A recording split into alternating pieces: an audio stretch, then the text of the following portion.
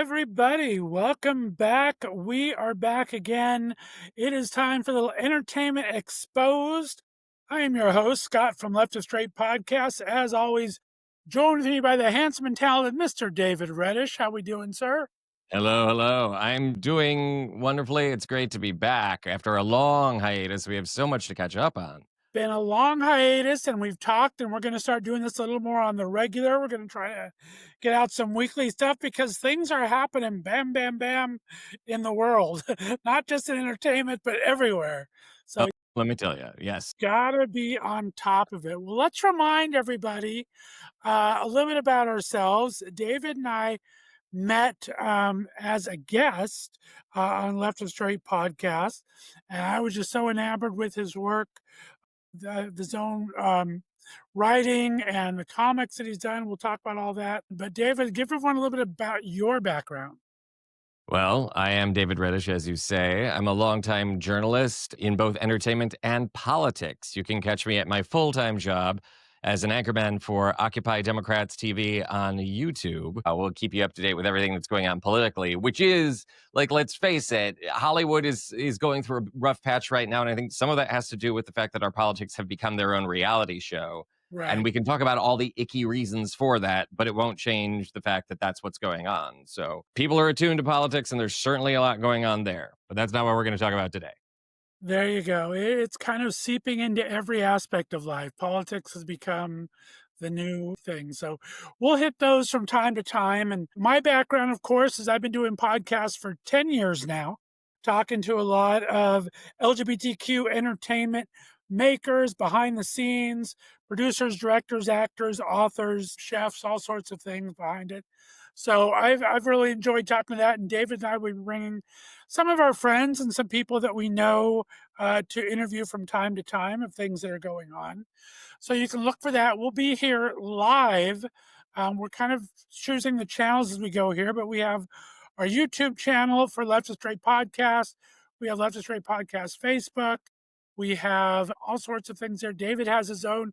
We may go in his studio sometime and do from his. You'll be able to follow us on there. So you can always find us live on Wednesday afternoons. And then we're going to bring it out and we'll rebroadcast it on Spotify and iHeartRadio and iTunes on every Friday before the weekend. So look for it there. And we're excited to get things up and moving again.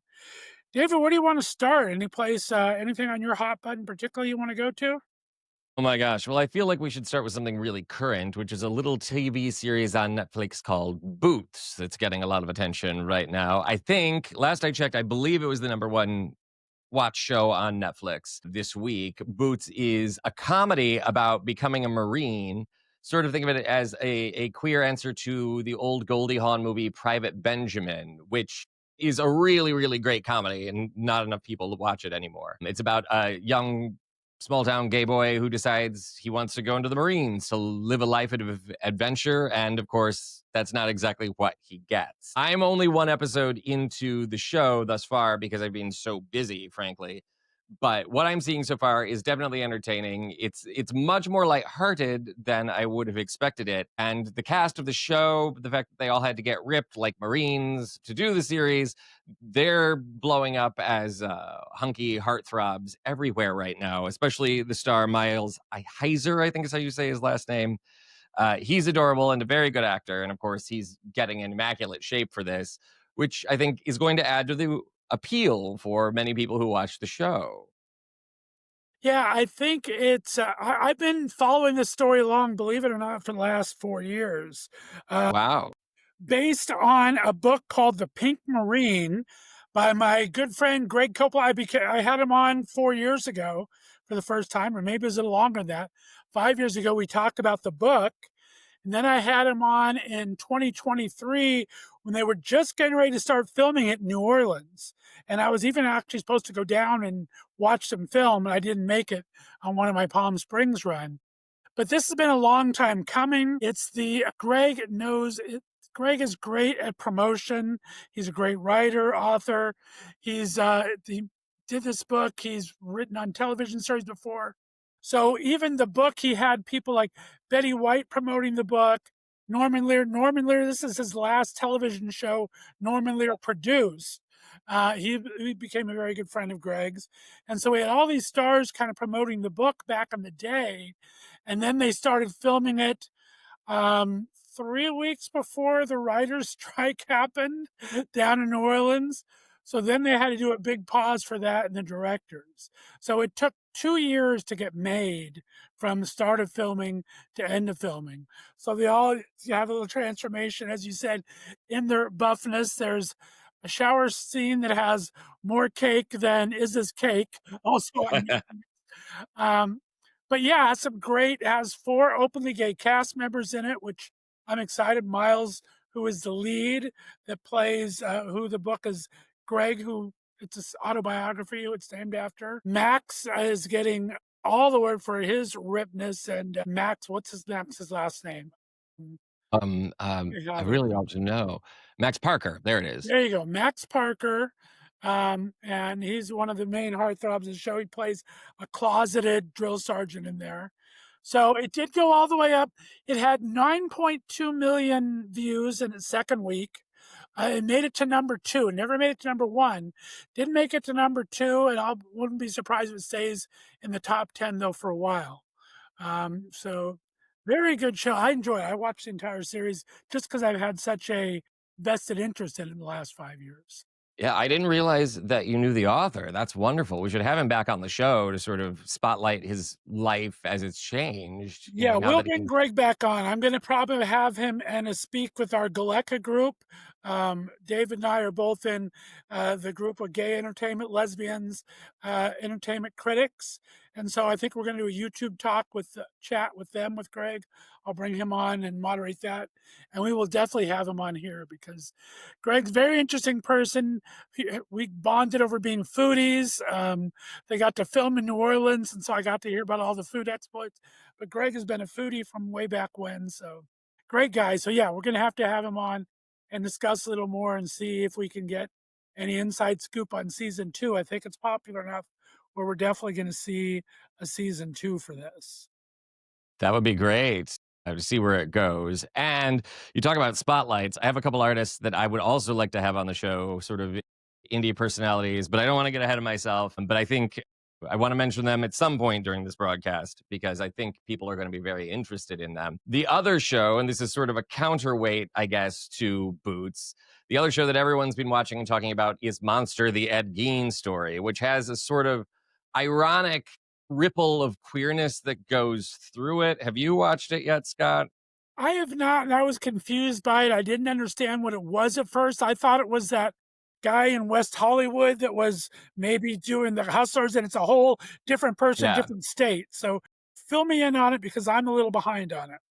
So Ed Gein was a real life serial killer. This is, we should add, the third season, the third iteration of the Ryan Murphy produced Monster series. The first focused on Jeffrey Dahmer, the second focused on the Menendez brothers. I hated the first season. I was surprised at how much I enjoyed the second season. So going into the third season, my interest was already peaked. Ed Gein is a real life serial killer who operated in the Midwest in the 1950s, as I recall, the 40s and the 50s. He's only documented to have killed 2 people, but he fascinates true crime lovers because he was a grave robber and dug up something like between 40 and 60 graves and harvested skin from the corpses so he could make clothes out of them. He is the basis for Norman Bates in the movie Psycho. He's the basis for Leatherface in the Texas Chainsaw Massacre. And he's also the basis for Buffalo Bill in The Silence of the Lambs. Now, I had another vested interest in this, in the interest of full disclosure. The show shot in the small town in Illinois where I was raised, so I automatically wanted to go and look at it. The show itself is not great. They take some liberties with the Ed Gein story because, like I say, his crimes were grave robbing more than serial killing. So he kills more people in the show than he's actually proven to have killed in real life. Some of it's just gossip, some of it's legend, and some of it is speculation that he may have had something to do with the death of, such and such people. Um, Charlie Hunnam plays the lead, and he does, in my opinion, a very good job of making Ed this odd mesh of contradictions. The queer vein that goes through the show gets at something I think that doesn't really work, but I think this is what they're trying to do with the show. It's supposed to be this idea of how we are fascinated by violence, and that sort of seeps out into popular culture. Ed Gein was known to have been fascinated by Nazi war crimes. That is part of the show, which feels a little tangential to what's actually going on. But like I say, it feels like they had to kind of pad out his story because he only killed a couple of people and then was eventually caught after robbing a bunch of graves. Right. The show focuses a lot on sort of the pop culture fascination. People like Alfred Hitchcock being obsessed by Ed Gein, which is why he decides to make Psycho. The Silence of the Lambs and Texas Chainsaw Massacre are both touched on as well. And Ed is sort of seen reacting to his role in popular culture. In terms of the queer vein, apart from the fact that Ed Gein liked to dress up like his mother, which is not being queer or trans, but is a weird gender bending kind of thing. The show goes out of its way to make it clear he was not gay and that he was not trans. So props to them there. The idea of his crime sort of seeping out into popular culture, they focus a lot on Anthony Perkins, the actor that played Norman Bates, who was gay in real life and who at various points underwent conversion therapy to try and cure himself of it. It's not a subplot in the show that works very well because it feels very tangential, but it's like Ryan Murphy and Ian Brennan, who wrote the show, are trying to say, look, this violence takes different forms throughout our culture, throughout our society, and violence just begets violence, including violence against queer people.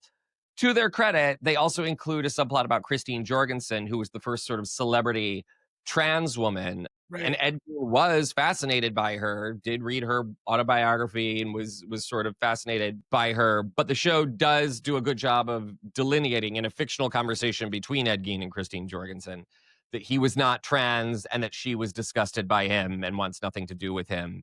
And the fact that he enjoyed dressing up as his mother has nothing to do with his true gender identity. It has everything to do with the fact that he was horribly abused by his mother and was schizophrenic. Right.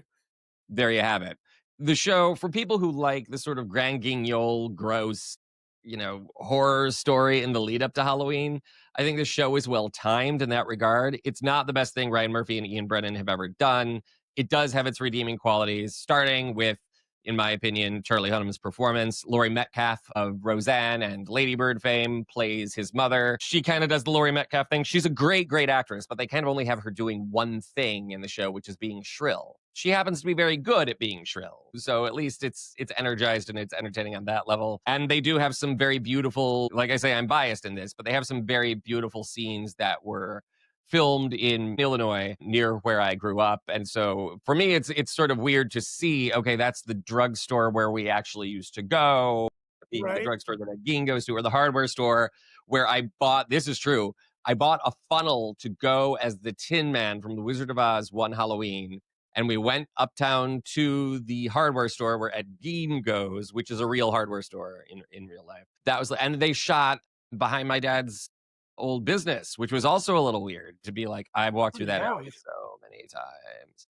But they do a great job of bringing out the beauty of the area, especially in winter, the sort of cold desolation of it all. But the architecture, everything is still so beautiful in a way we don't really see anymore with the red brick buildings and the wood trim and all of that. So the show is going to be a matter of taste, I think, for most people.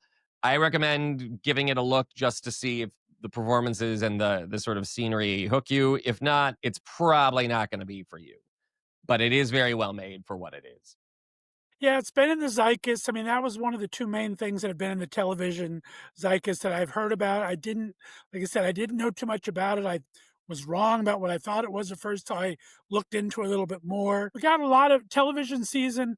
Television, as you know, is so weird anymore. We used to count on it every September, and now with Yeah. streaming and 24/7, it's like a one constant season where things are coming out. But we have a lot of things coming out. I'm looking forward to Palm Royale's second season's getting ready Yeah. to debut pretty soon. Looking forward to that. Anything on the television scene you're looking forward to? Well, English Teacher, a delightful comedy written and starring Brian Jordan Alvarez, who I happen to know. They just started their second season late last month on Hulu. Now, Hulu, we should point out, no longer gives journalists subscriptions to their platform, which is why we're not going to review the show right now. Because I'm hideously pissed off at Disney. We can get into the reasons why in a moment because I do think these are relevant. But Brian's a very charming guy and very very talented in my experience. The show is very very funny, so people should give it a look if they have Hulu. I think it's worth checking out. And he does play a gay character. He's openly gay in real life. I guess we should be specific. And he does play a gay English teacher on the show. If you're familiar with his other shows that he's done, so he was on the revival of Will and Grace playing Estefan Gloria, Jack's fiance. But prior to that, he did a web series called The Gay and Wondrous Life of Caleb Gallo, which Exactly. he made in Silver Lake, like in his own apartment with his friends. And a lot of those actors pop up on the show as well. So I think people that are familiar with his work are really, really going to enjoy it. And you should check out The Gay and Wondrous Life of Caleb Gallo because it is still streaming for free on YouTube. And it is a very funny show. As far as Disney goes, Disney seems to be having a really rough year. How much are you tuned into this, Scott? I should ask at this point. I'm following it along. I haven't kind of delved into too much, but I do know of kind of all the backskirt drama and everything that's going on. So Yeah. yeah, I'm pretty tuned in. There's been a lot of drama first because the Trump administration ordered Disney to cancel Jimmy Kimmel, and they complied, only to sort of renege and bring him back to the highest ratings he's ever had. So Jimmy kind of wins in this. I think late night TV is not as popular as it used to be. So there is a conversation to be had about, well, are the late night shows really still worth it? Maybe these guys should be doing podcasts or like pursuing some other kind of medium. But the way Disney handled it and the way they were transparently kowtowing to political pressure, which is really, really gross and illegal in this country, by the way, was just infuriating, which is part of why I don't have Hulu, because I refuse to give the money to the company right now. And you're talking to somebody. In case our viewers have forgotten, or in case you've forgotten, I worked in the Disney parks. I worked at the Disney studio on and off for about 10 years. So I have a vested interest in the company, but I can't with them right now. I'm very, very angry. And I'm also a huge fan of the movie Tron. The third sequel in the series Tron Ares came out and is one of the biggest bombs of the year, unfortunately. Exactly. It's not because the movie's bad. I was given access to it. I did see it.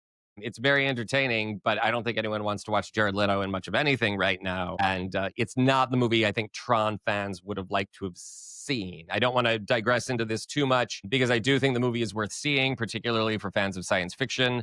But the glory of Tron, or Tron Legacy, the first sequel, is that you exist in this computer world and it's really cool looking.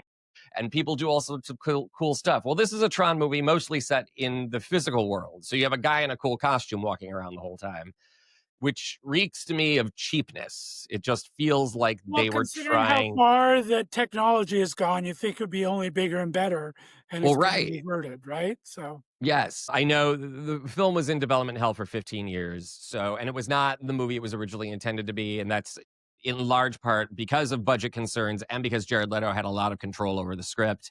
His character was originally supposed to be the villain of the piece. Now he's the hero of the piece and the main character. He was not originally written to be the main character. So, fans of science fiction, check it out, especially in IMAX because it is gorgeous on, in IMAX 3D. But that's if you need something to throw at the screen as sort of, again, a palate cleanser to all the Halloween stuff that's going on. I thought because it is Halloween, maybe we should talk about some of our favorite queer themed or queer interest horror films. yeah, we had a good show on that last year, and I'll put the link on that in this bio too, because I Great, think we cool. went through quite a few of them last year. But yeah, it's always a great time. That's all that's really in the theaters these days. So this makes a good transition into movies and what's happening in movies right now. But yeah, talk about your. I have a friend that he's been watching all of the Halloween movies for the past 3 weeks, and he's Wow. really going. I think he's on his 18th movie or something. So Oh, my yeah. lord. I'm sure he would have thoughts. There are some wonderful queer interest horror films out there. I wrote down just a few that came to mind. One is the Alfred Hitchcock classic, Strangers on a Train, which is more of a thriller than a traditional horror film. So for people who maybe don't like the blood and gore, this would be a great alternative because it's an extremely well-made movie by Alfred Hitchcock. It's based on a Patricia Highsmith novel. She wrote The Talented Mr. Ripley, and all of her work was very, very male homoerotic. Strangers on a Train is no exception. It's about two strangers on a train who meet and sort of plot to kill somebody that the other person hates. So there will be no way to trace the murder. At least this is what one guy wants to do. And over the course of the movie, it becomes very, very obvious that he's kind of a gay stalker of a closeted man. And there's a lot of homoerotic tension throughout, a lot of humor that comes out of that, even in a thriller. It's very, very funny in places because this guy's just, they can't have sex because it was the 50s when they made the movie, but they could murder people. Let's all think about that for a second, right? They could get away with the murder, but not the sex. These guys probably would have been much happier if they just would have had sex with one another and moved. And in some ways, it feels like a one night stand kind of story where one guy wants to keep it going and the other guy doesn't, and it turns into a nightmare that way, a sort of gay fatal attraction, if you will. I also wrote down. It came to mind for some reason, The Craft. I'm a 90s kid, so I remember a lot of like the 90s horror movies. The Craft was written and directed by Andrew Fleming, who's a gay man. And it's about a group of four teenage girls who form a coven of witches and suddenly experience these fabulous powers. It stars Nev Campbell, Robin Tunney, Rachel True, and in one of the most defining performances of her career, and I think she's absolutely friggin' fantastic, Fairuza Balk gives what, in my opinion, is an award-worthy performance. She is so good in this movie, just with the character that just comes to life off the screen.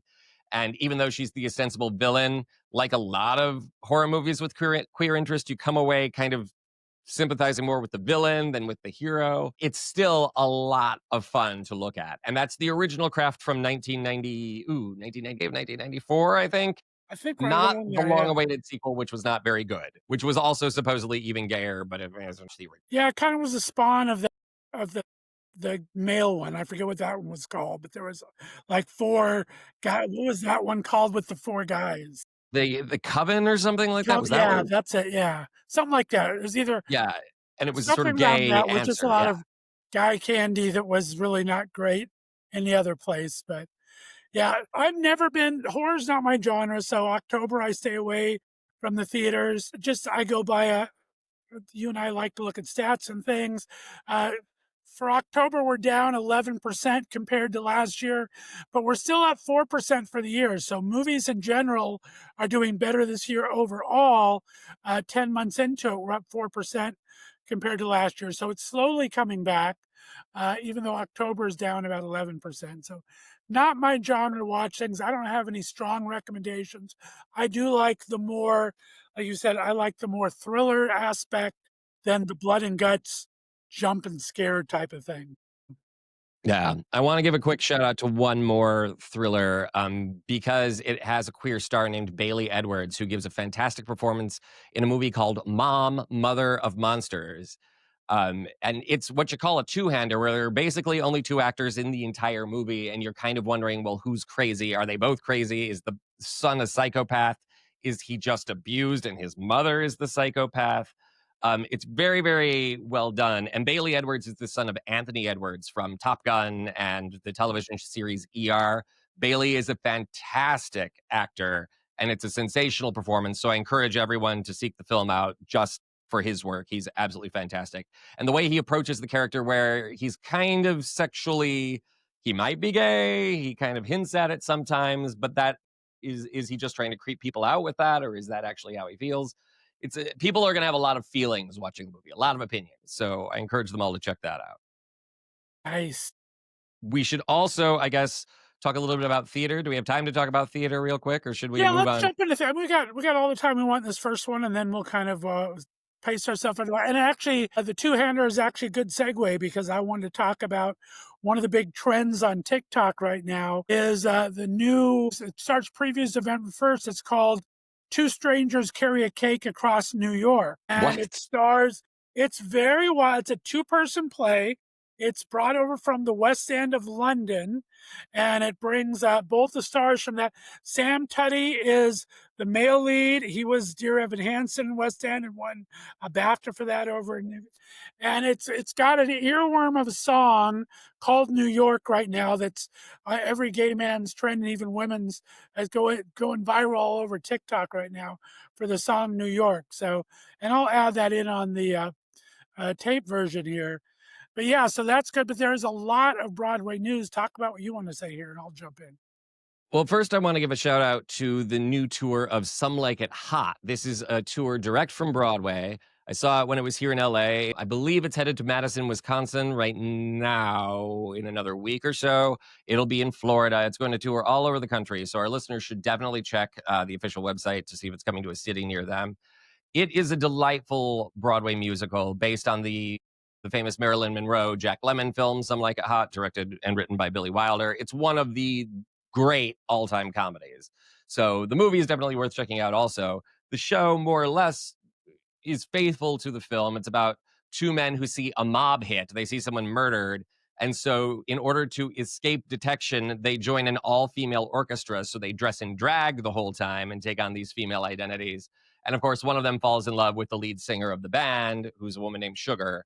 The musical, as I say, is pretty faithful. I want to mention Tara Jones, who plays the orchestra leader. She is a star and just brings this house down from the minute she steps on stage. Very, very impressive performance. And Travis Handel, who plays Daphne, also gives a great performance. This is where it gets interesting. So in the original film, it's a running gag that Daphne is sort of falling for a guy, or the guy's falling for Daphne, even though they're both straight. One of them is in drag.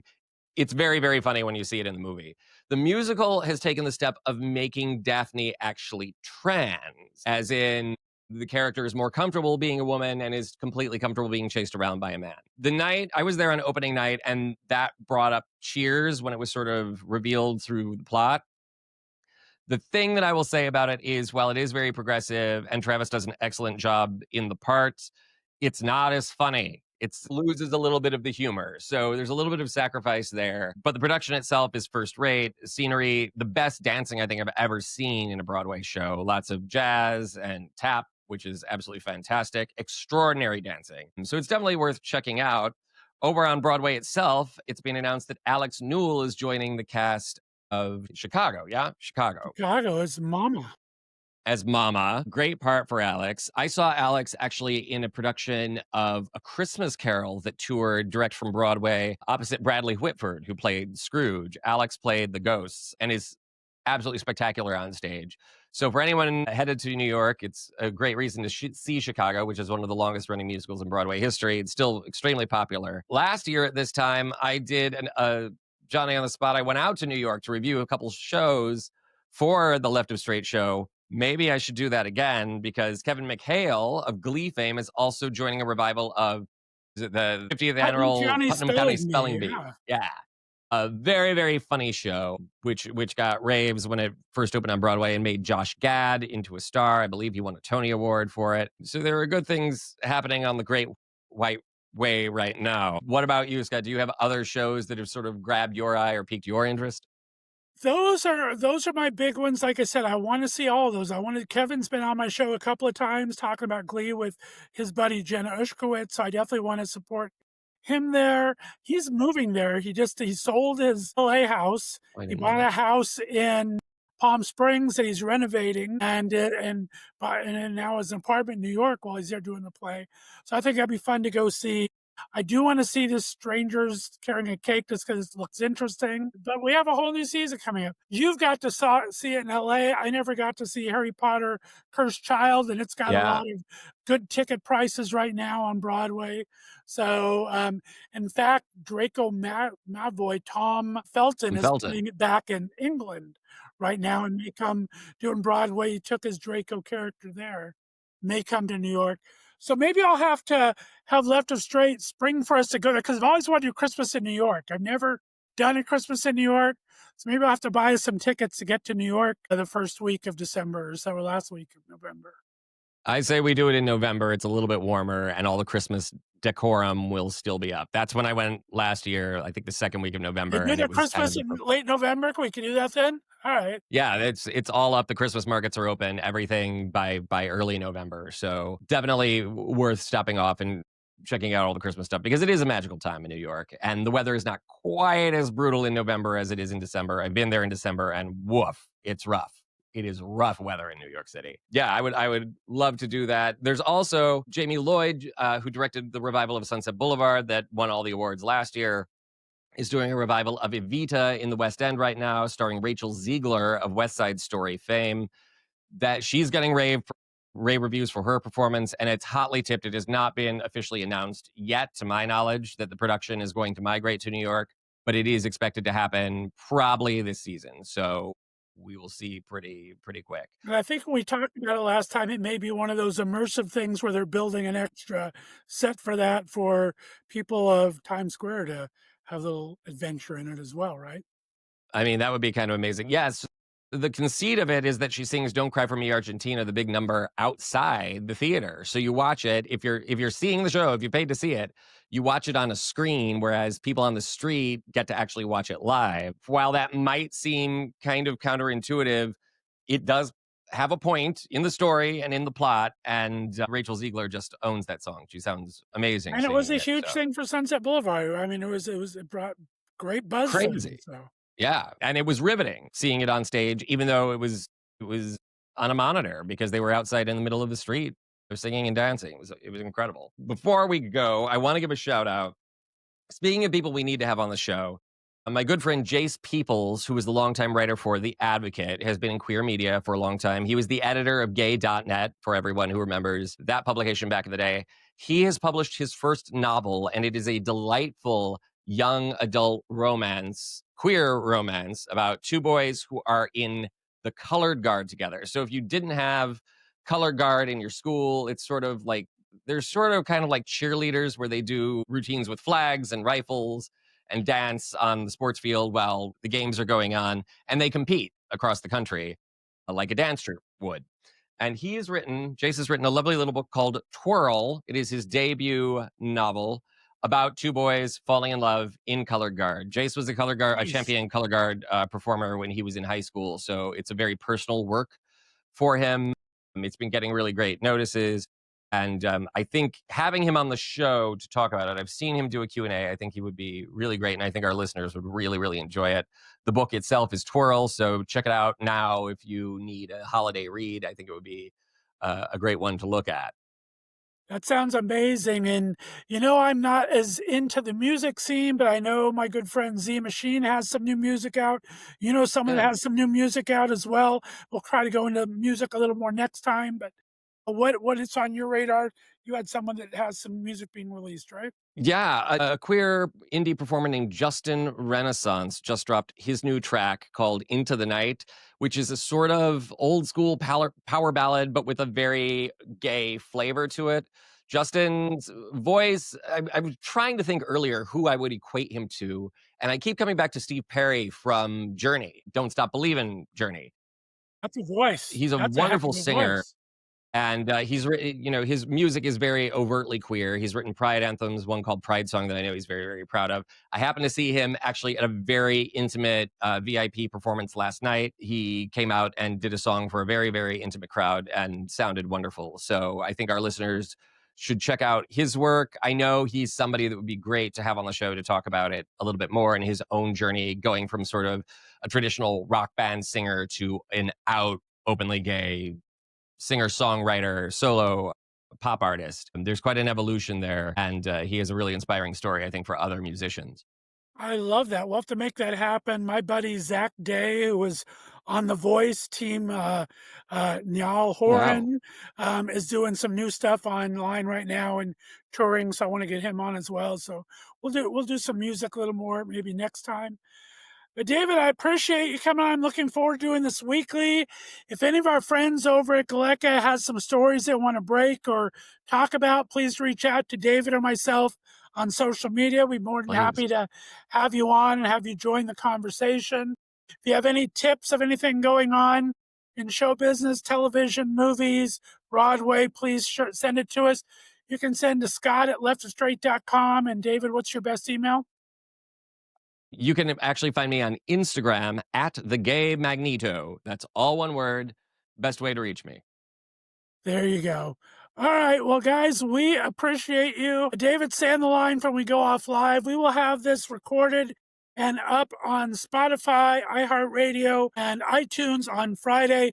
Look for us live every Wednesday and the recorded version every Friday. Welcome back to Entertainment Exposed, right here with David Reddish and Scott Fullerton. Have a great afternoon, everyone. Bye-bye.